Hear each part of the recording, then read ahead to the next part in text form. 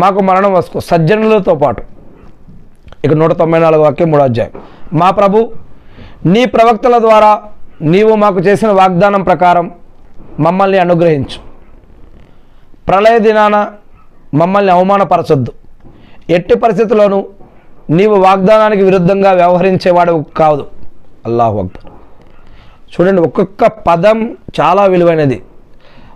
అడగటం, స్తుతించడం, ప్రార్థించడం, పొగడటం, కోరటం, అప్పగించడం, ఈ యొక్క విషయాల్లో ఎన్నో ఉన్నాయి దీంట్లో దాగి.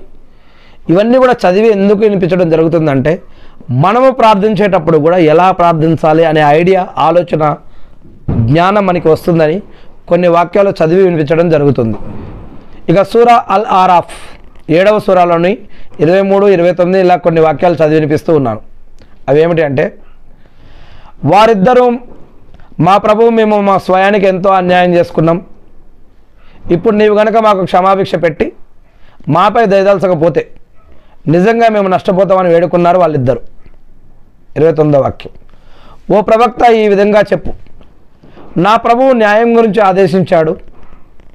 సజ్దా చేసే ప్రతిసారి మీ దిశ సరిగ్గా ఉండేటట్లు చూసుకోమని, ధర్మాన్ని, ఇబాదత్ను కేవలం అల్లా కోసం మాత్రమే ప్రత్యేకించుకోమని, ఆయన్ని వేడుకోమని ఆయన ఆజ్ఞాపించాడు. ఆయన్ని మాత్రమే వేడుకోమని ఆయన ఆజ్ఞాపించాడు.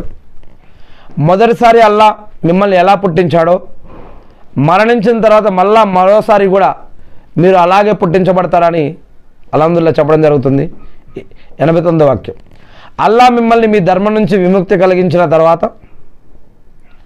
మళ్ళీ మేము కనుక అందులోకి వచ్చి కలిసిపోతే మేము అల్లాకు పెద్ద అబద్ధాన్ని అంటగట్టిన వాళ్ళం అవుతాం. మరి మీ దాంట్లోకి మేము తిరిగి రావటం అనేది జరగదు. మా ప్రభు అయిన అల్లా రాసి పెట్టిందైతే అది వేరే విషయం. మా ప్రభు జ్ఞానం అన్నింటినీ ఆవరించి ఉంది. మా యొక్క ప్రభు యొక్క జ్ఞానం, దేవుని యొక్క జ్ఞానం, అల్లా యొక్క జ్ఞానం అన్నింటినీ ఆవరించి ఉంది.